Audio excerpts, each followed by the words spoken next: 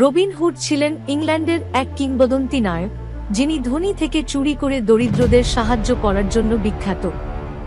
রবিন হুডের বসবাসের প্রধান স্থান হিসেবে শেরউড বন এবং নটিংহ্যামের আশপাশের এলাকাগুলি উল্লেখ করা হয়। শেরউড বন ছিল ইংল্যান্ডের একটি বিশাল বনাঞ্চল, যা 1200 এবং 1300 শতাব্দীতে অত্যন্ত গুরুত্বপূর্ণ ভূমিকা পালন করেছিল। এই বনটি শুধু রবিন হুডের জন্য আশ্রয়স্থল নয়, এটি ছিল তার কর্মকাণ্ড পরিচালনার একটি কেন্দ্রবিন্দু। রবিন হুডকে সাধারণত একজন চৌকস, সাহসী এবং মহৎ হৃদয়ের ব্যক্তি হিসেবে বর্ণনা করা হয়। তিনি অত্যন্ত দক্ষ ধনুর্বিদ ছিলেন এবং একাধিকবার ধনুতীরের প্রতিযোগিতায় অংশ নিয়ে প্রতিভার প্রমাণ দিয়েছিলেন। তার লক্ষ্য ছিল ধনীদের কাছ থেকে অন্যায়ভাবে অর্জিত সম্পদ কেড়ে নিয়ে দরিদ্র ও নিপীড়িত মানুষের মধ্যে তা বিতরণ করা। শেরউড বন ছিল তার এবং তার বাহিনী মেরি মেন এর কার্যক্রম পরিচালনার মূল কেন্দ্র। শেরউড বন একদিকে যেমন তাদের জন্য নিরাপদ আশ্রয় ছিল, তেমনি এটি তাদের শত্রুদের জন্য বিপদসংকুল স্থান ছিল। রবিন হুডের জীবনীতে রাজা রিচার্ডের সময়কাল উল্লেখ করা হয়। রবিন হুড রাজা রিচার্ডের প্রতি বিশ্বস্ত ছিলেন এবং নটিংহ্যামের শেরিফের মতো অত্যাচারী শাসকদের বিরুদ্ধে বিদ্রোহ করেছিলেন। তার চরিত্রে অন্যায়ের বিরুদ্ধে লড়াই এবং দয়ালুতার মিশ্রণ রয়েছে, যা তাকে একটি কিংবদন্তি নায়কে পরিণত করেছে। তার জীবনের মূল কাহিনী, তার সাহসিকতা এবং দারিদ্র্যের পাশে দাঁড়ানোর মানসিকতা ইংরেজি সাহিত্যে, চলচ্চিত্রে এবং সংস্কৃতিতে আজও চিরসবুজ। রবিন হুড ছিলেন সাধারণ মানুষের মধ্যে ন্যায় বিচারের এক মূর্ত প্রতীক।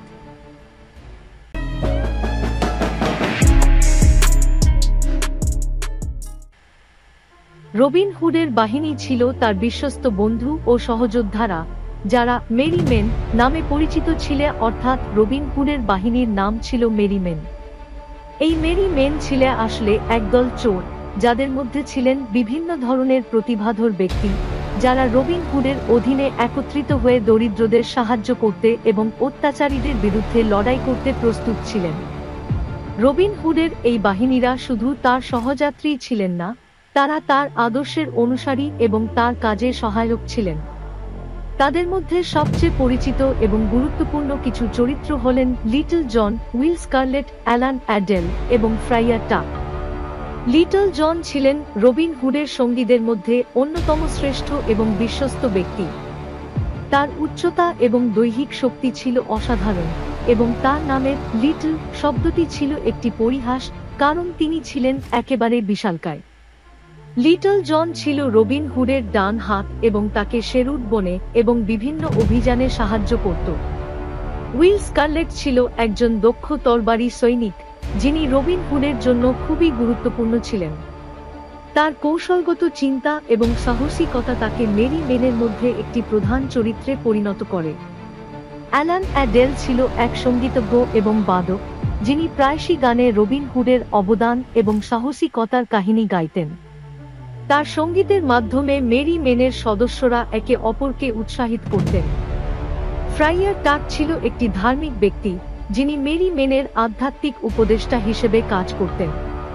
তিনি চিরকাল হাস্যরসাত্মক এবং দয়ালু মনোভাবের অধিকারী ছিলেন, এবং তার ভূমিকা ছিল গোষ্ঠীকে শান্ত রাখতে এবং তাদের মোরালকে উজ্জীবিত করা।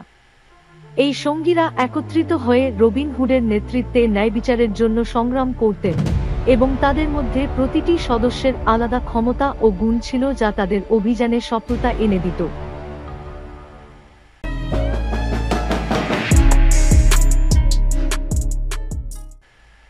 রবিন হুডের প্রধান শত্রু ছিলেন নটিংহ্যামের শেরিফ, অর্থাৎ নটিংহ্যাম অঞ্চলের শাসক, যার নাম ছিল স্যার হিউ, বা কিছু কাহিনীতে তাকে শেরিফ অব নটিংহ্যাম নামে পরিচিত করা হয়েছে। শেরিফের চরিত্র ছিল অত্যন্ত নিষ্ঠুর এবং স্বার্থপর, এবং তিনি সাধারণ মানুষের উপর অত্যাচার চালাতেন।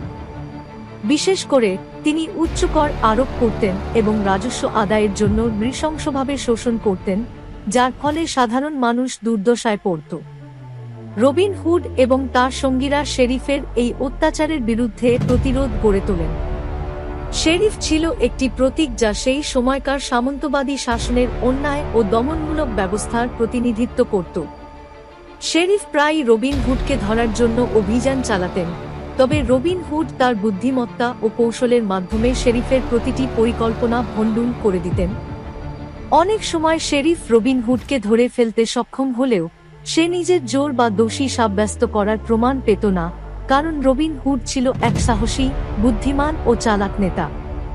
রবিন হুডের এবং শেরিফের মধ্যকার সংগ্রাম কাহিনীগুলোর মূল পটভূমি তৈরি করেছে, যেখানে শেরিফের প্রতিটি তাড়া ও রবিন হুডের প্রতিরোধের মাধ্যমে চিরকালীন ন্যায় বিচারের জন্য লড়াই দেখানো হয়। শেরিফ ছিল এমন এক চরিত্র যাকে রবিন হুডের ন্যায় বিচারের লড়াইয়ের প্রতিপক্ষ হিসেবে বেছে নেওয়া হয়েছিল, এবং এই সংগ্রাম শেরুড বনে অবস্থানরত মেরি মেনদের জন্য এক বিশাল প্রতীক হয়ে উঠেছিল। শেরিফের অত্যাচারের বিরুদ্ধে রবিন হুডের প্রতিরোধের কাহিনী আজও এক বিশেষ স্থান অধিকার করে রয়েছে ইংরেজি সাহিত্যে।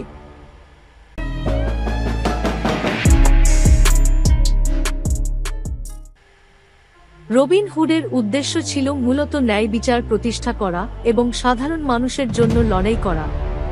তিনি অত্যাচারী শাসকদের বিরুদ্ধে সংগ্রাম করতেন এবং দুর্বল ও নিপীড়িত মানুষের পাশে দাঁড়াতেন। রবিন হুডের ন্যায় বিচারের ধারণা ছিল খুবই স্পষ্ট: ধনীদের থেকে চুরি করে সেই অর্থ দরিদ্রদের মধ্যে বিতরণ করা।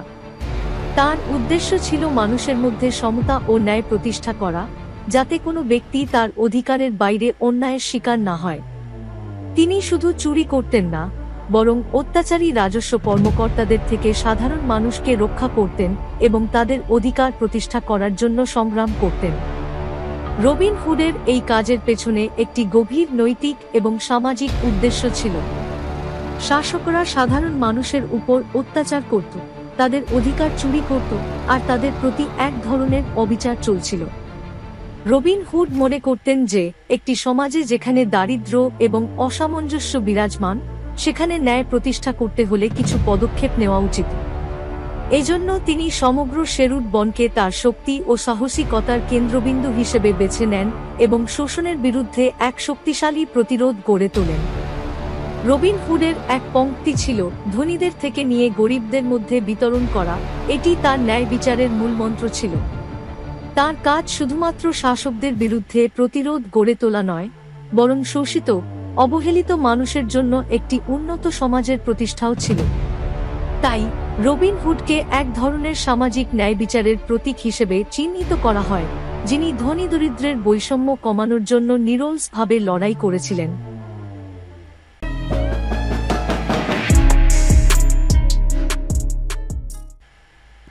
রবিন হুডের জীবনের বেশিরভাগ ঘটনা লোককাহিনীর উপর ভিত্তি করে তৈরি, তবে ইতিহাসবিদদের মতে তার অস্তিত্ব পুরোপুরি নিশ্চিত নয়।